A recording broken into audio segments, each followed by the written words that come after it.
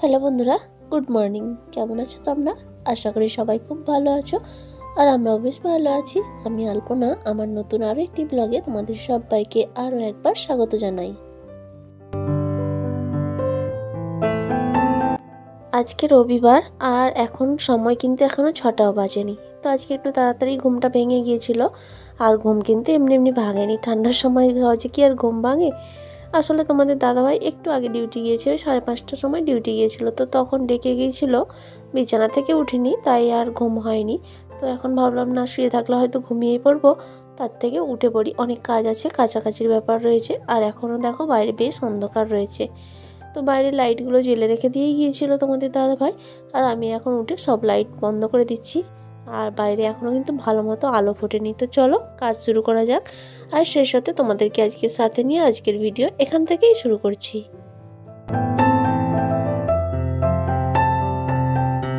প্রথমেই বলে নিচ্ছি, আজকের ভিডিওতে কিছু আওয়াজ আসলেও আসতে পারে। আসলে আমি ঘরের মধ্যে দরজা জানলা বন্ধ করেও ভয়েস দিচ্ছি, কিন্তু এই যে আমাদের ওখানে আজ থেকে মেলা না, তো সেই জন্য অনুষ্ঠান চলছে, বিশাল আওয়াজটা হচ্ছে, দরজা জানলা ভেদ করেও আসছে। তো প্লিজ একটু তোমরা মানিয়ে নিও। তো দেখো এখন সকালের কাজকর্ম, বাসনগুলো বাইরে বের করে দিয়ে গ্যাস ওভেনটা ভালো করে মুছে নিয়ে ঘর দোর ঝাড় দিয়েও নিয়েছি, আর এখন এই যে নাতাটা দিয়ে নিচ্ছি, তারপরে যাব বাইরের কাজে। আর হ্যাঁ, এর আগে কিন্তু গরম জল করে কিছু জামা কাপড় ভিজিয়ে দিয়েছি। তো আজকের দিন আছে, আর কালকে সকালেই সমস্ত কিছু কমপ্লিট করে নিতে হবে কাচার। আসলে আগামীকাল আমাদের ঘাট।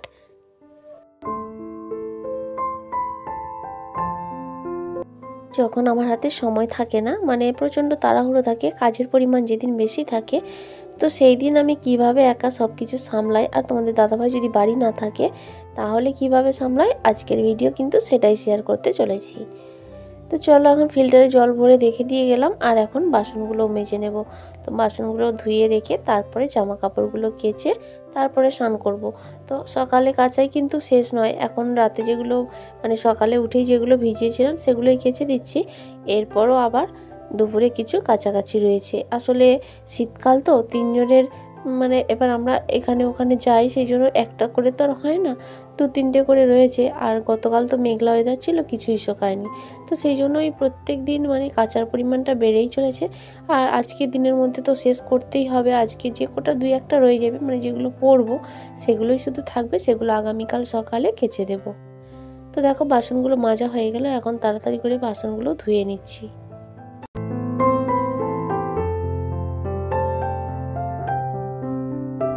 তো বন্ধুরা, আমার ভিডিওগুলো তোমাদের কেমন লাগছে অবশ্যই কমেন্ট করে জানিও। আর যদি কোথাও একটু ভালো লেগে থাকে তো প্লিজ একটি লাইক করে দিও, আর চাইলে তোমরা ভিডিওগুলো শেয়ারও করতে পারো।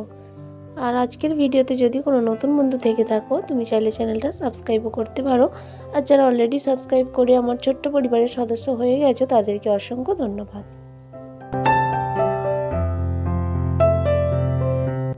এদিকে বাসি কাজকর্ম কমপ্লিট করে স্নান টান করে নিয়েছি, আর এদিকে মেয়েও উঠে পড়েছে। তো ওকে নিয়ে দুধটা আনতে গিয়েছিলাম, দুধটা নিয়ে এসে এখন চা বানিয়ে নিচ্ছি। আর গতকালের সম্পূর্ণ দুধটাই রয়ে গিয়েছিলো, মেয়ে তো খায়নি, তো সেই দুধটাই চা বানিয়ে নিলাম, আর কয়েকটা পাউরুটি সেঁকে নিয়েছি। তো এটাই এখন মা মেয়ে দুজনে মিলে খেয়ে নেব। আর তারপর অনেকটা সময় পরে সকালের ব্রেকফাস্টও হয়ে গেছে। ব্রেকফাস্ট কিছুই না, শুধু মুড়ি খেয়েছি পাঁপড় ভাজা করে। তো আমি আর মেয়ে দুজনে তো, আর এখন এই যে সবজিটা কেটে নিচ্ছি। তো এর মাঝেও কিছু কাজ করে নিয়েছি, ওই কিছু গামছা টামছা ছিল, সেগুলো সার্ফ দিয়ে ভালো করে ফুটিয়েছি, যাকে বলে সেদ্ধ করা আর কি। তো শীতকালে ওই গামছা টামছাগুলো একটু ফোটালে ভালো পরিষ্কার হয়ে যায়। তো সেগুলো করে ভাতটা বসিয়ে দিয়ে এসেছি, আর এখন এই যে সবজি কেটে নিচ্ছি। সবজি বলতে ফুলকপি, আলু আর সয়াবিন দিয়ে রান্না করব, আর একটু ওই ওলকপি আর আলু ভাজা করব। তো নিরামিষ খেয়ে খেয়ে না আর ভালো লাগছে না, আজকের দিনটা গেলে বাঁচি। আজকের দিনটা গেলে নিরামিষ ঠিক নয়, মানে আজকে এইরকম খাবার খাবো। আগামীকাল তো দুপুরে ভাত নয়, রাতে ভাত খাওয়া হবে, আর তারপরের দিন মাছ ভাত। তো তারপর থেকে মোটামুটি স্বাভাবিক হবে। তো যাই হোক, দেখো এদিকে ভাত তো হয়ে গেছে, এখন ভাতটা নামিয়ে নেব।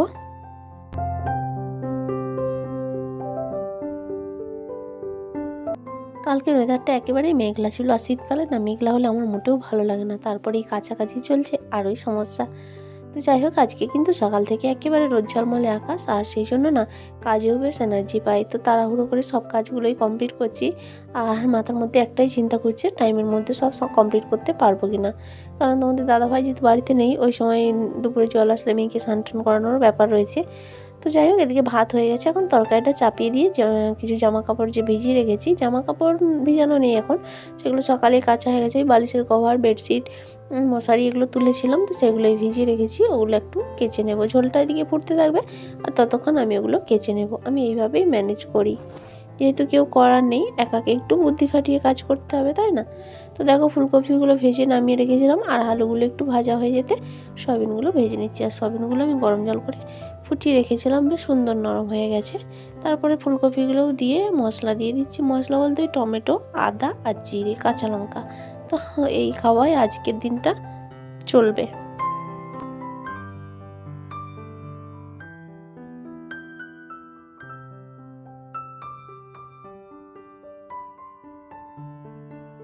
তরকারিটা চাপিয়ে দিয়ে কিছুক্ষণের মধ্যে কিছু কেচে দিয়ে গিয়েছিলাম, আর মশারিটা এখনও বাকি ছিল। তো দেখো, জলও এসে গেছে, এখন এইগুলো ধুয়ে নেব। ওর হাঁড়ির মধ্যেও এখনও কিছু রয়েছে, তো সেগুলোও ধুতে হবে। তো সেগুলো একটু পরে করব, মানে যতটা কাজে একানো যায় আর কি, বসে না থেকে। তো এগুলো ধুতে ধুতে ওদিকে তরকারিটাও হয়ে যাবে, তারপরে ওগুলো মেলে দিয়ে আবার এই যে বাসন টাসন রয়েছে, তো সেগুলোই করে নেব। তো একা হাতে করতে হলে এইভাবেই ম্যানেজ করে আমাকে করতে হয়।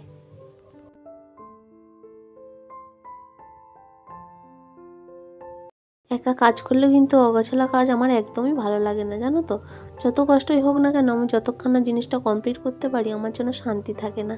এই যে কাচার ব্যাপারটা, হ্যাঁ, তোমাদের দাদাভাই শুধু বলছে অত কিছু কেন করতে হবে, গঙ্গা জল ছড়িয়ে দিলে তো শুদ্ধ। হ্যাঁ, এটা কিন্তু ঠিক, কিন্তু তবুও মন যেন সয় না। যেগুলো ব্যবহার করছি, মানে যেগুলো না করলে নয়, তো সেগুলো মনে হচ্ছে কিছুটা করেছি, তারপর মনে হচ্ছে ওইটা রয়ে যাবে, ওইটার জন্য আবার সব একসা হয়ে যাবে, তো এটাও কেচে দিই। এদিকে কষ্ট যেমন হয় না তা কিন্তু নয়, কষ্ট হচ্ছে, কিন্তু ওই যে মনের মধ্যে একটা খুঁতখুঁতনি ভাব, অগোছালোটা একদম সহ্য করতে পারি না। তো সেই জন্য কষ্ট হলেও সব কিছু গুছিয়েই করি। আর কোনো কাজ আমার অগোছালো করে ফেলে রাখতে ভালো লাগে না। আমি কাজ কমপ্লিট করে বসে থাকবো সেটা ভালো, কিন্তু কাজ ফেলে বসে থাকবো সেটা পারি না। কাজ শেষ হয়ে গেলে রেস্ট নিই, ঠিক আছে, কিন্তু কাজ ফেলে দিয়ে রেস্ট নিই তারপরে কাজ করব, এটা একদমই পারি না, কেন জানি না।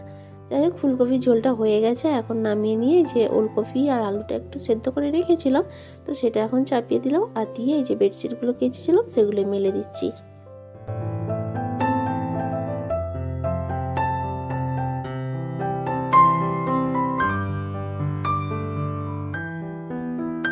তাড়াতাড়ি করছি, এগুলো কমপ্লিট করে মেয়েকে স্নানটা করাতে হবে। আর আমি তো সকালে স্নান করে নিয়েছিলাম, এটা একটা সুবিধা। তা নাহলে কিন্তু এই সময়টা আরও তাড়াহুড়ো করতে হতো, কারণ তোমাদের দাদাভাইয়ের জন্য আমার জল ধরে রাখতে হবে। ও ডিউটি থেকে আসবে সেই 2টোর পর, মানে আসতে হয়তো 2:30টায় ভিজে যাবে, তো তখন আবার জল গরম করে স্নান করবে, কিন্তু জল তো ধরে রাখতে হবে।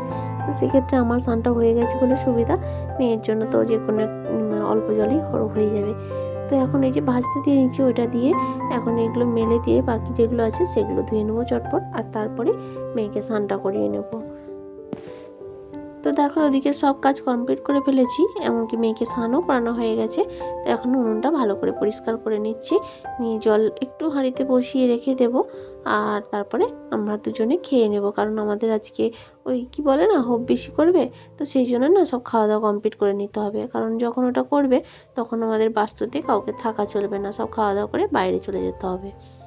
আর এটা কিন্তু অনেক সময় পরে, এখন প্রায় সন্ধে। তো মেয়ে আর তোমাদের দাদাভাই গেছে মেলার উদ্বোধনী অনুষ্ঠানে, আমিও যাই প্রত্যেক বছর, কিন্তু এবছর এরকম পরিস্থিতি বলে যেতে পারছি না। মানে ভালো লাগছে না এই অবস্থায়, কি আর লোকজনের সামনে যেতে ইচ্ছা করে। একটু সিঁদুর পরতে পারি না, চুল বাঁধতে পারি না, তবে এমন নয় যে যায় না। যেমন কালকে আমাকে যেতেই হবে, কালকে মেয়ের অনুষ্ঠান রয়েছে, সেক্ষেত্রে যেতেই হবে, তখন কিছু করার নেই।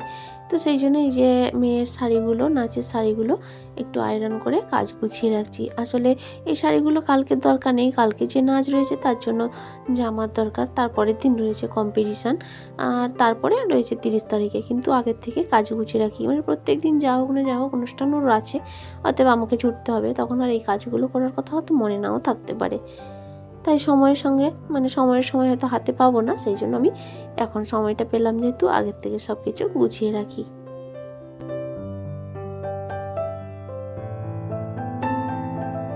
প্রত্যেক বাবা মার স্বপ্ন থাকে সন্তানকে খুব ভালোভাবে মানুষ করতে, কিন্তু সেক্ষেত্রে দেখো বাবার কিন্তু দায়িত্ব সেরকম থাকে না, বা চাপও থাকে না, সমস্ত চাপটা পড়ে মায়ের ওপর। হ্যাঁ, বাবার চাপ থাকে শুধুমাত্র আর্থিক চাপটা, মাস শেষ হলেই বিভিন্ন স্যারেদেরকে দিতে হবে, সেই চাপটাই থাকে, কিন্তু বাচ্চাকে সম্পূর্ণভাবে তৈরি করার চাপটা থাকে মায়ের ওপর।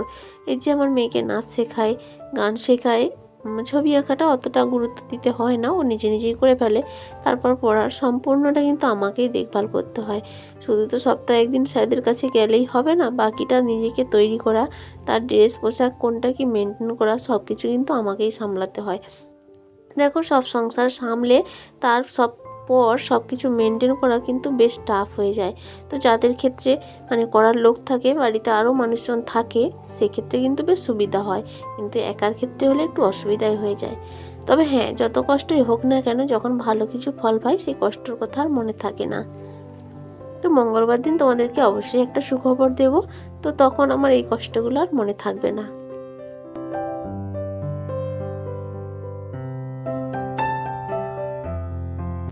শাড়িগুলো আয়রন করতে গিয়ে দেখলাম মেয়ের ব্লাউজগুলো আর হচ্ছে না।